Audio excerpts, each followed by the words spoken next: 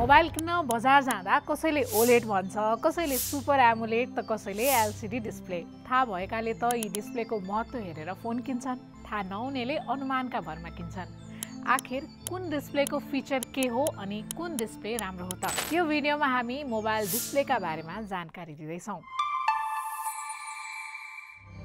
Number dial गर्ने, film हेर्ने, game खेल्ने वा फोटो खिचेपछि हेर्ने सबै काम डिस्प्लेबाट नै हुन्छ। डिस्प्लेको गुणस्तरले मोबाइलको एक्सपिरियन्स नै बदलिदिन्छ, यो कुरा सत्य नै हो। त्यसैले डिस्प्लेलाई स्मार्टफोनको मुटु पनि भनिन्छ। फोनको डिस्प्ले समयसँगै विस्तार हुँदै आएको छ। सुरुमा थियो एलसिडी डिस्प्ले। पहिलो पटक टच मोबाइलहरू आउँदा धेरैजसो फोनमा एलसिडी अर्थात् लिक्विड क्रिस्टल डिस्प्ले प्रयोग हुन्थ्यो। एलसिडीले ब्याकलाइट अर्थात् पछाडिबाट आउने सेतो प्रकाश प्रयोग गर्छ। त्यो प्रकाशले कलर र इमेजलाई देखाउँछ। एलसिडी डिस्प्लेको सबैभन्दा ठुलो फाइदा भनेको यो स्टेबल हुन्छ र सस्तो पनि हुन्छ। तर यसको समस्या के हो भने कालो रङ देखाउँदा पनि भित्री भागबाट प्रकाश आउँछ, त्यसैले कालो रङ पनि पुरै कालो नदेखिएर फिक्का देखिन्छ र ब्याकलाइटिङ सधैँ अन भइरहने हुँदा ब्याट्री पनि धेरै खपत हुन्छ। डिस्प्ले प्यानल मोटो हुने भएकाले अलि भद्दा पनि देखिन्छ। साथै भिभिङ एङ्गल्स, चहकिलो कलर्स पनि लिमिटेड मात्रै हुन्छन्। तर एलसिडी डिस्प्ले अरू डिस्प्लेको तुलनामा ड्युरेबल भने हुन्छ। एलसिडी पछि आयो ओलेड अर्थात् अर्ग्यानिक लाइट इमिटिङ डायोड।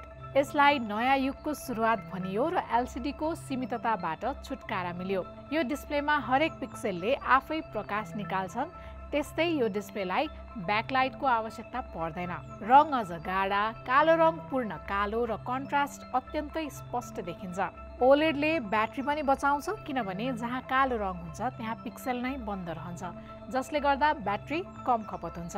यो डिस्प्लेले लाइट इमिट गर्नको लागि अर्ग्यानिक म्याटेरियल्सको प्रयोग गर्ने भएकोले एलसिडी स्क्रिन भन्दा ओलेडको लाइफ स्प्यान भने कम हुन्छ। अलि समयको प्रयोगपछि स्क्रिन बर्न जस्ता समस्या पनि देखिन सक्छन्। ओलेडलाई नयाँ युगको सुरुवातका रूपमा वर्णन गरेको केही वर्षमा नै प्रवेश भयो एमुलेड अर्थात् एक्टिभ म्याट्रिक्स ओलेड डिस्प्लेको। यसलाई ओलेड डिस्प्लेकै एडभान्स्ड भर्सन मान्न सकिन्छ। यसमा प्रत्येक पिक्सेलको कन्ट्रोल सर्किट हुन्छ, जसले हरेक भागलाई सेल्फ अन अफ गर्छ। यसले स्क्रिनको रिफ्रेश रेट र रेस्पोन्स टाइम पनि फास्ट बनाउँछ। गेम खेल्दा वा भिडियो हेर्दा झन् स्मुथ देखिन्छ। यो डिस्प्ले पातलो हुन्छ भने भिभिङ एङ्गल्स पनि राम्रो हुन्छ। साथै एमुलेड डिस्प्लेमा रिच कलरहरू र डिपर ब्ल्याक एक्सपेक्ट गर्न सकिन्छ। डार्क मोडमा फोन प्रयोग गर्नेहरूलाई यो डिस्प्लेले राम्रो साथ दिन्छ। यो डिस्प्ले अरू डिस्प्लेको तुलनामा राम्रो र महँगो छ भने यसमा डेलिकेट थिन लेयर्सहरू भएको हुँदा यसलाई केयरफुल्ली ह्यान्डल गर्नुपर्छ। स्यामसङले पहिलो पटक एमुलेडलाई व्यापक रूपमा प्रयोगमा ल्यायो, त्यसपछि अरू सबै ब्रान्डहरूले पनि यसलाई अपनाएको पाइन्छ।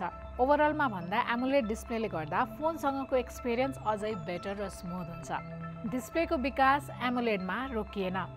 स्यामसङले सुपर एमुलेड डिस्प्ले पनि प्रयोगमा ल्यायो। सुपर एमुलेड डिस्प्ले एमुलेड भन्दा थप पातलो र चम्किलो छ।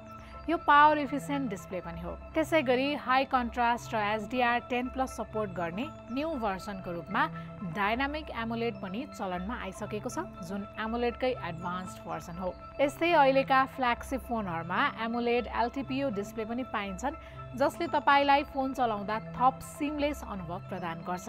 अब बुझौँ एमुलेड किन लोकप्रिय हुँदैछ त। पहिलो कुरा त फोटो, भिडियो वा गेममा एमुलेड स्क्रिनको रङ लाइभली, रिच र भाइब्रेन्ट देखिन्छ। एमुलेडले एलसिडी भन्दा 20 देखि 30% कम ब्याट्री खपत गर्छ, किनभने यसमा स्क्रिनमा हुने कालो पिक्सेल बन्द रहन्छ।